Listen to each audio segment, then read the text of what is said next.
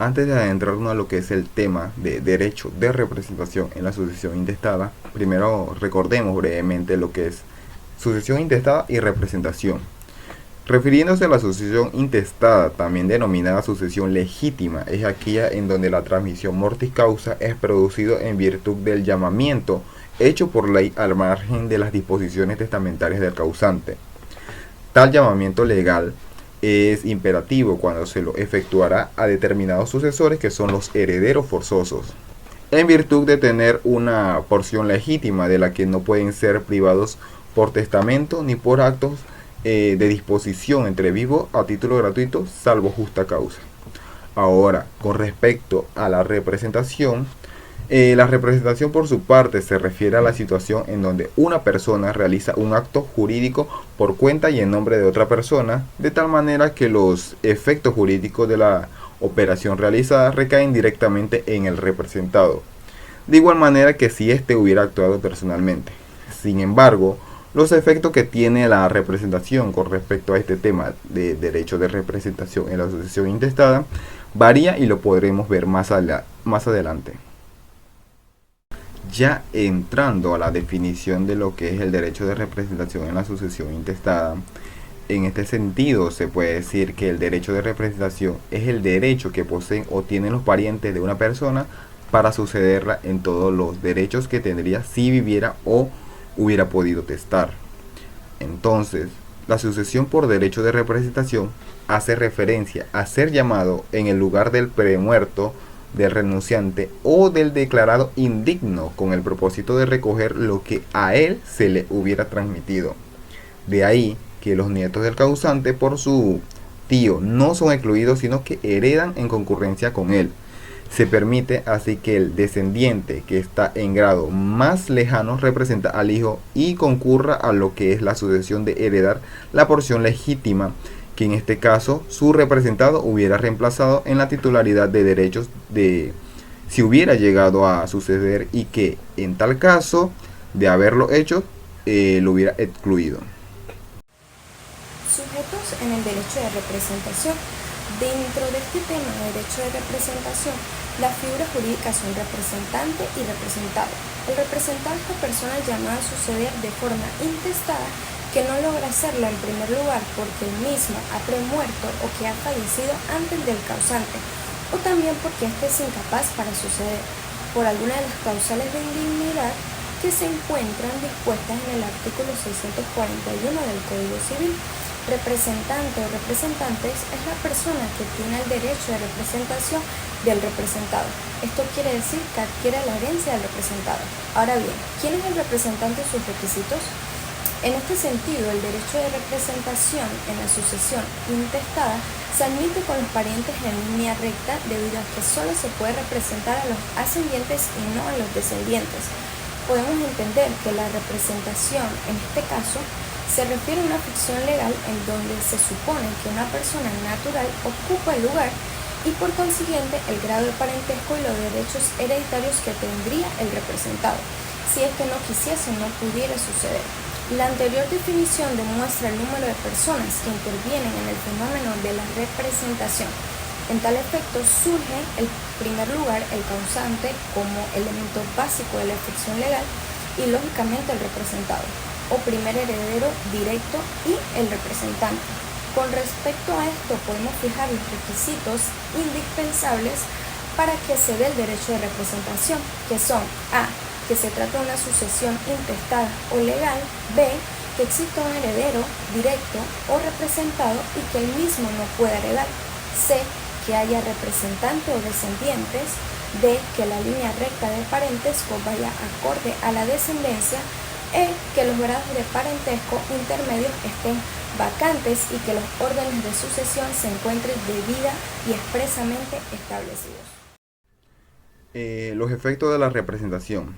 Aquí el principal efecto del derecho de representación es que los representantes de una misma persona en conjunto ocupan el lugar de quien es el representado. Ahora, de aquí se deriva que tienen las mismas obligaciones y derechos que correspondían al sujeto a quien representan. Pueden ejercer todas las acciones protectoras de la legítima como lo hubiera hecho su representado y tienen el derecho de recibir esta última. Uno de los presupuestos para que funcione el derecho de representación es la premoriencia, es decir, que el representado haya muerto antes que aquel de cuya sucesión se trata. Con respecto a la comoriencia, la muerte de dos o más personas en un mismo instante implica la misma, es decir, la concurrencia a la muerte en el mismo tiempo. Aquí la presunción legal impone como consecuencia que no podrá alegarse transmisión ni de obligaciones ni de derechos entre los fallecidos. Esto es debido a que por cuanto la transmisión por causa de muerte tiene lugar respecto a una persona fallecida, a una que la sobrevive y que posea un llamamiento ante esa muerte. Presupuestos subjetivos del derecho de representación. A fin de que tenga lugar el derecho de representación, los representantes y representados deben reunir ciertas condiciones. Como primer punto, tenemos del representante con respecto al causante.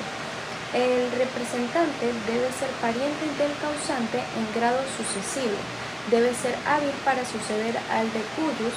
Esto es que la vocación del representante no debe estar controvertida, pues si hubiera incurrido en alguna causal de indignidad con respecto al causante, no podrá recibir la herencia. Estos requisitos son consecuencia de que el representante no sucede al representado. No hay dos transmisiones, sino una sola, del causante al representante. Como segundo punto, tenemos del representante con respecto al representado. El representante puede haber renunciado a la herencia del ascendiente representado, pero ello no le impide representarlo. Así, el nieto que repudió la sucesión de su padre puede, sin embargo, por representación de éste, recogerla del abuelo. Si, en cambio, el representante fuera declarado indigno de la sucesión de su padre, no podría representarlo en la de su abuelo. Se procura así por razones de orden moral. No concurrirá a suceder quienes han sido excluidos por haber sido declarados indignos en la sucesión del representado. Como tercer punto, tenemos del representado respecto del causante. El representado debe ser su heredero legítimo, hijo o descendiente del causante, o hermano o hijo del hermano del causante. Como último punto, del representado respecto del representante. El representado debe ser ascendiente del representante en grado inmediato superior. El derecho de representación está regulado en nuestro Código Civil panameño, en el libro 3º, título 2, capítulo 2 de la representación. En este sentido, nuestro Código Civil define la figura de representación en su artículo 655, en donde nos dice: llámese derecho de representación el que tienen los parientes de una persona para sucederla en todos los derechos que tendría si viviera o hubiera podido heredar.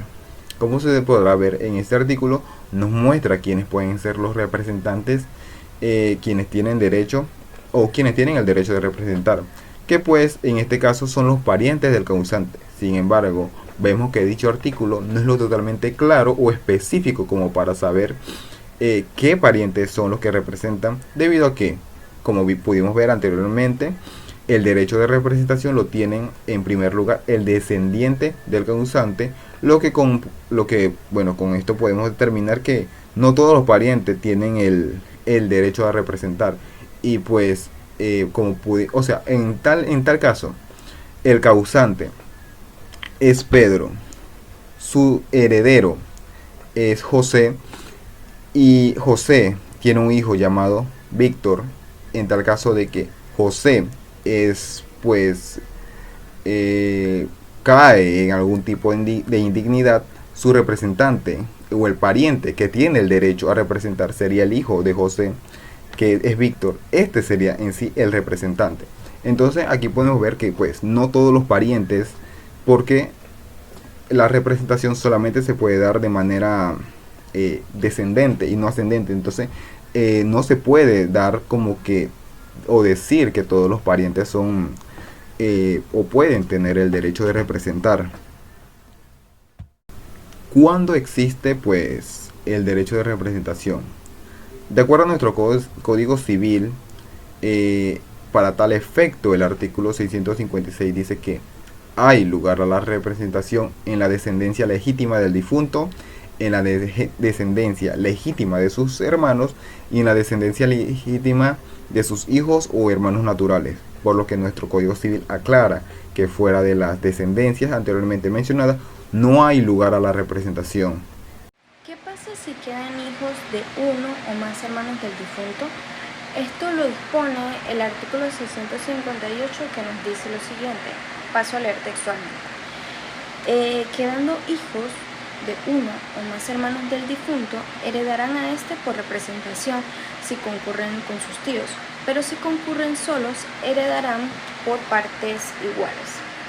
Ahora les explicaré qué nos quiere decir este artículo.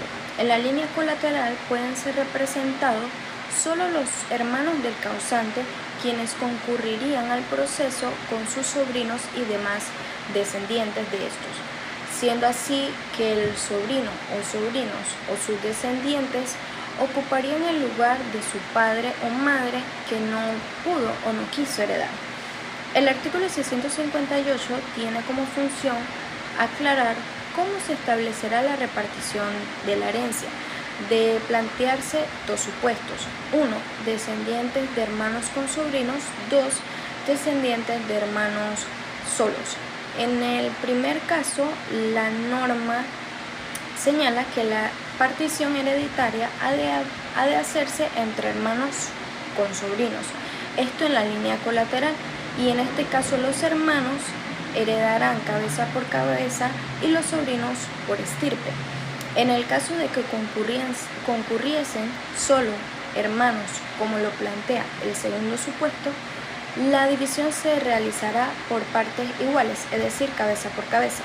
Ahora les pondré un ejemplo de este artículo. Carlos tiene dos hijos, Juan y Alejandra. Juan tiene dos hijos, María y Pedro, que serían sus representantes. Si María y Pedro, nietos de Carlos, concurren a la herencia con su tía Alejandra, ellos únicamente heredarán lo que le correspondía a Juan, si éste hubiese podido heredar. Estos no van a poder heredar de forma igualitaria con su tía Alejandra, ya que ella tiene derecho propio sobre la herencia que a ella directamente le corresponde por parte de su padre. El artículo 660 nos dice: no podrán representarse a una persona viva en los casos en que el representado sea incapaz para suceder por causa de indignidad. Recordando, las causas de indignidad las podemos encontrar en el artículo 641 de nuestro Código Civil. Ahora, con respecto a la indignidad, los hijos declarados indignos vienen a lo que es la sucesión por derecho de representación y tienen derecho a la legítima de la que fue privado el indigno, quien no tendrá la administración de los bienes heredados por su hijo menor de edad con motivo de su indignidad. Ahora, el fundamento de permitir la representación del indigno radica en que la sanción por la falta cometida por él no puede extenderse a su descendencia, imponiendo una sanción por una conducta ilícita de la que no ha sido responsable. Ahora, un ejemplo. Juan es el causante y José era el posible heredero. José atenta contra la vida de Juan y pues aquí comete homicidio para pues adquirir lo que eran los bienes que él iba a heredar en un tiempo más corto pues. Ahora José cae en una causa de indignidad que pues podemos encontrar en el artículo 641 y pues ya la posibilidad de heredar ya pues él la pierde. Ahora, José tenía un hijo llamado Víctor. En este caso, Víctor representa a José porque él cae en la causa de indignidad y pues adquiere lo que es la herencia que le dejó Juan a José.